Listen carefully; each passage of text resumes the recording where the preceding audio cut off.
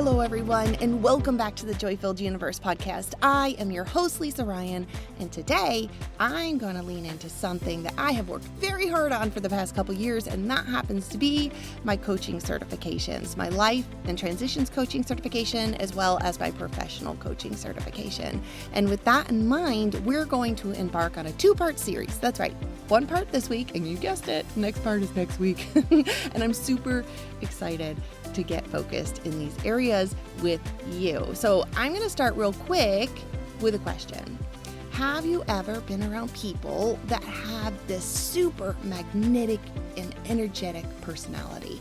They're like focused and they're grounded, and their approach to their dreams is a way that, I don't know, it just seems like success is inevitable for them. Do you know these types of people? In fact, are you one of these types of people? I know I certainly want to be one of them, and I try to be one of them every single day in my very authentic and original kind of way.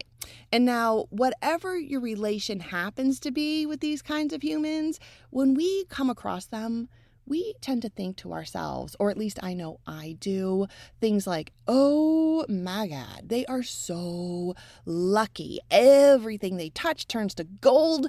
Everything always works out for them, and their life is just so easy. It must be nice. And I'm just going to say, in many cases, many of us tend to gush over how fortunate these lucky people truly are. Although, what if these are just messages we're playing in our minds, these thoughts that kick off the stories we tend to create about people and their successes? Yet the fact of the matter probably is that it isn't luck, it's discipline. And that is what this two-part series is all about, the 10 disciplines of high performance and potential. Now, I learned about these 10 disciplines in my professional and life coaching programs. And although I believe I have lived into these for most of my life, the program I attended helped with highlighting them in ways that serves as an excellent resource for me. It serves me personally, along with when I'm coaching clients and when I mentor folks as well. So I thought maybe the Joy-Filled Universe would like to learn about these as well, which I hope you do, because I am always striving to create content that you enjoy and can apply to your lives. I know I apply these to mine, and I know that my clients have applied them, so I'm hoping that you love them too. All right.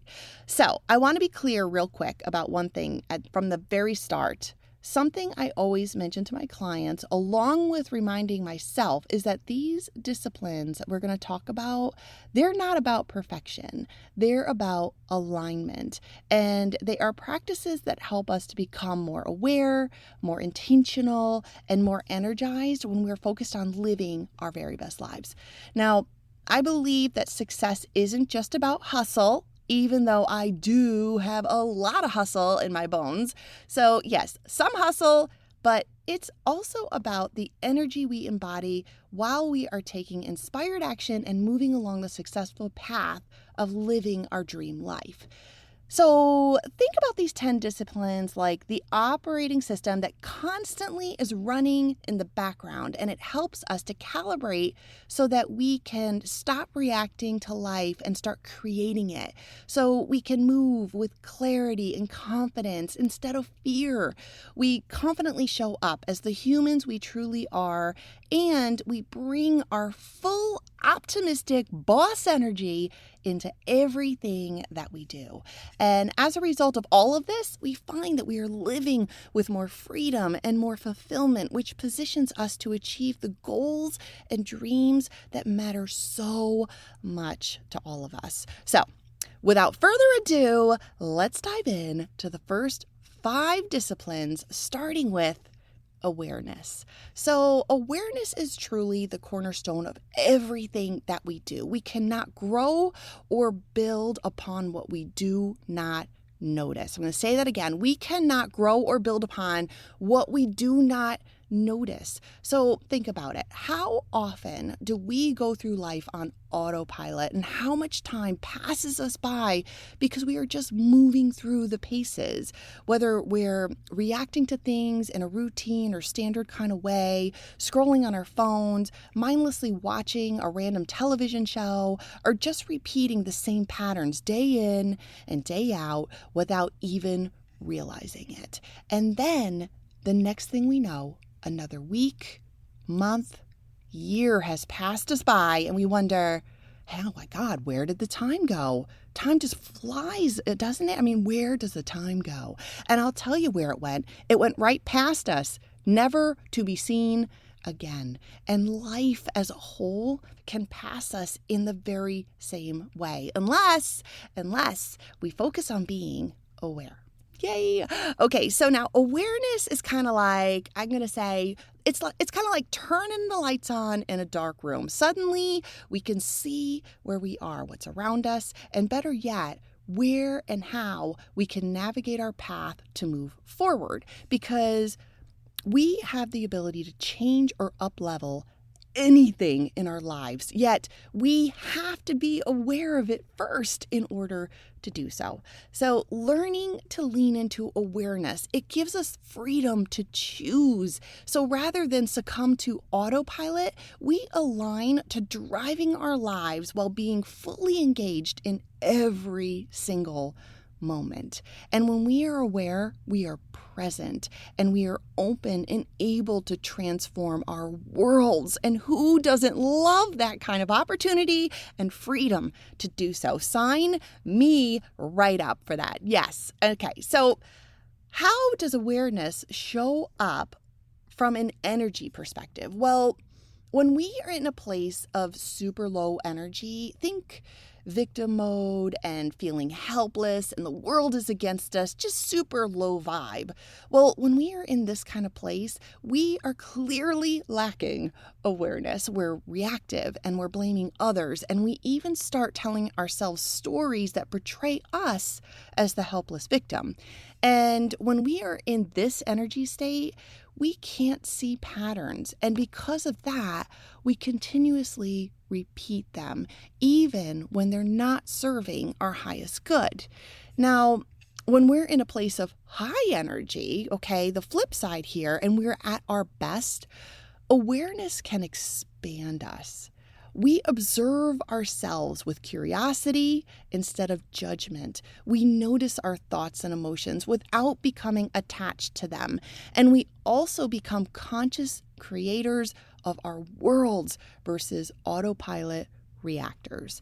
So we might think that we are aware, right? Maybe, kinda, and even if just a little bit. But the big question is how do we raise our awareness? Well, we can have what I like to do, which is a daily check-in with ourselves at any given point in your day. And a check-in can be, say, 3 times a day, perhaps during our breakfast, our lunch, and our dinner.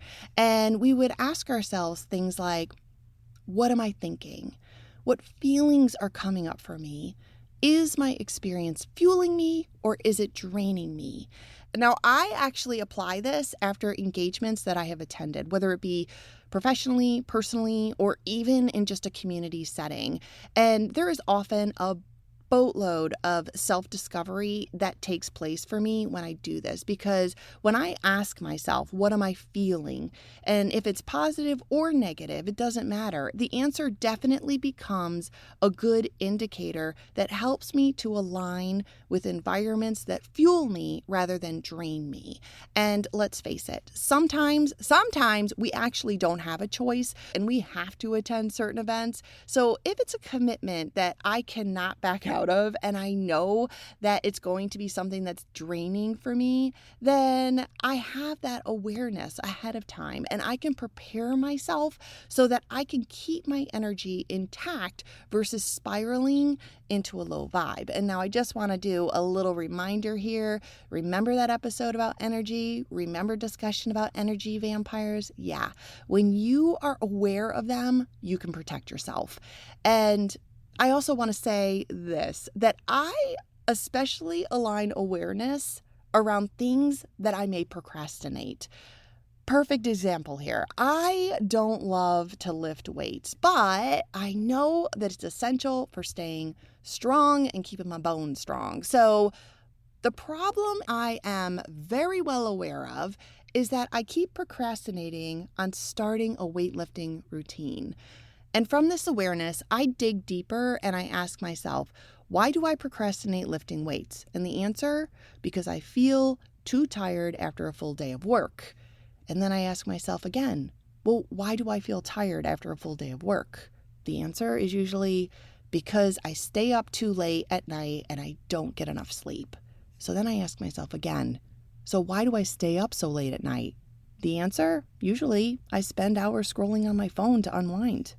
So why do I spend hours on my phone to unwind? Because I feel stressed and I use it as a way to escape. So why do I feel stressed and feel like I need to escape? And the answer here is because I haven't set clear boundaries between work and my personal time. So I'm often thinking about work activities and things that I need to get done. So now you may have noticed that I ran myself through the 5 whys technique that I believe we spoke about in a previous episode. I hope we have. If not, the 5 whys technique, you should look it up. It's actually quite good. Anyway, I eventually got myself to the root cause, which is I don't have clear boundaries between work and personal time. And this causes stress, which leads to unhealthy coping mechanisms that disturb my sleep and consequently my energy levels, which ultimately drains me from doing something that is good for me, which is my exercise routine. Now, with this awareness, what can I do with it? Well, I can create a solution that allows me some healthy boundaries, relaxing evening routines to reduce stress, a full night's rest, and a workout schedule that comfortably fits into my routine. Oh, okay, that sounds awesome. Now I just have to get myself focused on going to the gym and lifting weights versus wanting to be outside and going for a run while engaging with nature. But I'm going to save that for another day because that's a whole different story altogether. Because your girl loves to be outside. If I get to choose, I'd rather be outside than inside. But anyway, I digress. All right, so that is our first discipline, which is awareness. And now we're going to move on to number 2, which happens to be acceptance.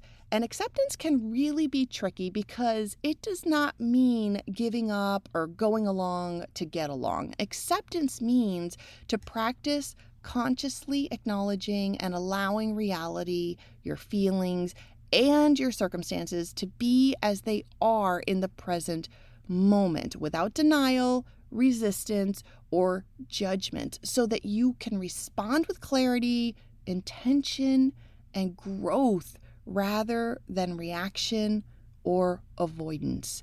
And I'm just going to say from an energy perspective, when we find ourselves in a low vibe state, we don't come from a place of acceptance. Rather, we come from a place of resistance. We say things like, this shouldn't be happening to me. And we tend to fight reality with negative resistance, which drains us of our positive energy, and it keeps us stuck in blame and anger modes. We also tend to catastrophize a situation and we make it more than what it really is, which really does nothing from an energy perspective except to keep us in a low vibe feeling state. And that is no fun. It's no fun place to be. Now, on the flip side, when we come to acceptance from a high vibe state, we acknowledge what is and we accept it without any judgment. We see everything, even challenges, as opportunities for growth. We don't have to like what's going on per se, but it means that we stop fighting it so that we can give ourselves the freedom to take steps forward with clarity that is resulting from our experience. And we also come to realize that everything is perfectly okay, just as it is. And that's really hard to do, much easier said than done, but it is such a peaceful place if you can accomplish it. Now, pulling the thread on that there, acceptance in general can be super difficult, most especially if what we are working through is an affair of the heart. And I had a client who experienced this almost a year ago now. My client had been struggling with a 7-year relationship that had ended unexpectedly, and they understandably fell into a very low vibe feeling state, as many people would. And now we started working through the situation, and my client found themselves in a state of resistance. They were saying things like, how could this have happened to me? All of this time that I have invested for nothing. Why is this happening to me now? I am a really good person. This is not fair. And I could fully understand where they were coming from. I had full compassion for what they were feeling. So initially, yes, we are allowed to rest in our feels for a bit because that is a very human thing. And it's healthy to consciously work through our feelings. However, it is not healthy to stay in that space long term. That said, through some grace and then some coaching, my client slowly found themselves into a place of accepting what had occurred. And it was a breakup, an ending to something they had invested lots of time and energy into. And I knew that the shift from low vibe to high vibe had occurred when they said one day, this isn't an ending. This is a new beginning for me. And from there, they began to find some silver linings. They realized how they had grown in the relationship. They recalled fond memories, and they also began to feel lighter because they too saw the cracks in their partnership, but they chose to ignore them during the times that they were together. And from there, they found more and more gratitude with each day as they collected lessons learned and looked forward while realizing that they can't change the past, but they can choose how they create their future. And they concluded that they can either stay stuck in the past or they empower themselves to move forward. So if you're experiencing a situation that requires a level of acceptance, perhaps try messaging to yourself something like, I don't have to like this, but I accept it as reality now. What will be my next step going forward, and how will I leverage this situation as an opportunity for growth? Also, by the way, while reflecting on that next step, find the silver linings. Find the good things that have come from what you are now choosing to move past, and realize that you can't change the past, but you can choose how your future unfolds.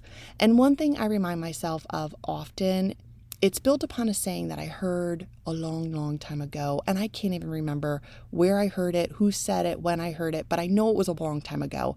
And it went something like this: we are not meant to look back. We are meant to look forward, which is why our rear view mirrors are small and our windshields are big. So keep that in mind and keep looking forward. It's safe to look back. It's okay to look back, but don't stay stuck in your past. Stay focused on your future. All right. Now, speaking of the opportunity to choose how our futures unfold, number 3 is conscious choice. Every result in our lives comes from the choices that we make. And the harsh reality is that many of us are making unconscious choices every day. In so many instances, we choose comfort or what we know as a safe bet. We choose distraction, or we choose to focus on fear-based thoughts. And again, in many instances, without even realizing it, it is us that's making these choices. And when we decide to make a conscious choice, we are largely asking ourselves, what do I really want? And what choice will move me closer to that. So conscious choice means choosing intentionally instead of reacting unconsciously. Okay, so if we look at this through a lens of energy, when we are in a low vibe place, we don't feel like we have a choice. And we find ourselves saying things like, I can't, or worse yet, we don't even try at something, or alternatively, we might make a choice out of anger or competition and find ourselves saying things like, I'll prove them wrong, I'll show them, and then we find ourselves doing something just to prove someone wrong versus doing what we want to do. And now on the flip side, when we practice conscious choice from a high vibe energy state, well, we see unlimited choice. Yeah, we see unlimited choices. Every option is available. We choose based on vision, purpose, and values. And fear, yeah, it doesn't even have any part in these decisions. Our choices align with the life we want to create. So, a real life example here about conscious choice that I'd like to share, and I'm going to use my darn self. I have a day job that I work for about 10 hours, sometimes more a day. So when I go home, I could unconsciously choose to plop down on the couch and scroll on my phone or watch Love is Blind on Netflix, total guilty pleasure. However, I know that that's not a choice that will move me forward towards my joy-filled universe dream. So instead, I remind myself to focus on either reading or creating a pod outline or recording my pod or anything else that is aligned to my joy-filled universe passion. And that is my conscious choice. And I'm just going to say too, there is no shame in the game of sitting on your couch every now and again and binging on Netflix, because that's okay too. I'm not saying that it isn't. But in most cases, make a conscious choice, a choice that's going to be something that serves you. So a tool to apply here is simply catch yourself when you're making an unconscious decision and ask, is this choice moving me closer to or further from my dream life? And if it's further from, then make the conscious choice to choose something that is more in alignment to your dreams and moving you forward. You can always change your mind too. You know, that's a beautiful thing. You can always change your mind. So choose you and make conscious choices that serve your highest good. All right.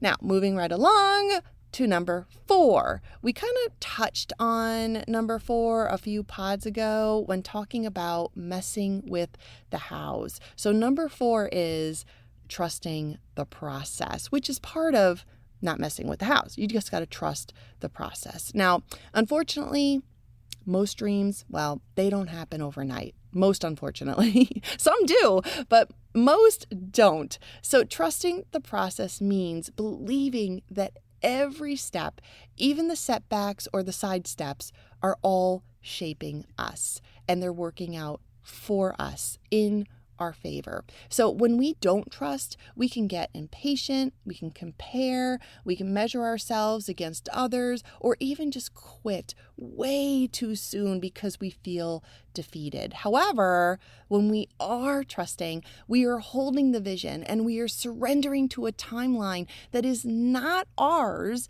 but we know that it is the divine timing of the universe. And we also believe that we are growing even when results aren't immediately apparent to us. So from an energy perspective, when we are in a low vibe, we are clearly not trusting, and we tend to feel hopeless, or we look to fight the process. We push, force, mess with the hows, and we start to say things to ourselves like, I'm not seeing any movement, nothing's happening here, which means I might as well just give up. Like, why bother, right? And that can be a really bad place to be, and certainly not something that's serving your forward trajectory. But when we're coming from a high vibe place, which I prefer much, much more, and that entails us surrendering with the full faith in knowing that everything is unfolding in perfect timing. We hold the vision in our minds and in our hearts, and we stay consistent, and we see setbacks as set-ups for our dreams coming to us in all the best ways. You know, When I experience setbacks, I always think to myself, oh, this is going to make a great story in the end. I am going to be living my best life with my manifestation coming to me, and I will get to tell this incredible story about my pathway to get here. It is going to be awesome. Because honestly, what is life really without some really fun stories of victory to share? Everybody loves a good victory story. Come on. So those side steps, they really do serve you because they make your story that much more exciting when you know that in the end, you're going to be the winner. Okay, so now as an example here, I think we might have touched on this before, but I'm going to hope I dreamt that because I really do love this example and I feel like it's super appropriate here. Okay, so when I was a kid, for Mother's or Father's Day, we would plant a seed in these little Dixie cups with our names on them and place them under these like growing lights, right? They're these bright lights that help things grow. And every now and again, we would have a look at the cups. And each time I did this, I had no doubt that eventually a little green sprout would pop up through the soil, and soon after a little flower would bud, and then it would bloom, and I would be able to take this little plant home to my mom or dad as a gift. I trusted the process. I didn't dig up the seed every few days to see if something was happening. No, I trusted the process, and I knew that I would eventually have a beautiful flower. And life is the same thing. Our desires are those flowers. So trust the process, my friends, knowing that what you asked for, you will receive. And a fun tool to apply here, no, I'm not going to say you need to go plant a seed and see if it grows, although it is kind of fun to do. And I don't know, I guess I still like doing it. It's always fun to plant things and see them grow. But okay, joking aside, a fun tool is to create a proof list. And I do this a lot. In fact, I have a little journal that's completely dedicated to my incredible manifestations because when I look back on them, they genuinely make me feel happy and filled with hope. So give it a try. Write down some past times in your life when things really worked out, even if it wasn't how or what you expected, but it just surpassed your wildest dreams. So when doubt then creeps in on you, give your list a good read and remind yourself that when you believe and when you trust, everything works out. And sometimes, like I said, sometimes it even just works out in ways that you could never have imagined, which is why it's always so important to tack on this or something better when you're manifesting and casting your desires into the universe. All right. Now, number 5, everyone, we've reached number 5, which is the end of this episode, the 2-part series, part 1 of the 2-part series.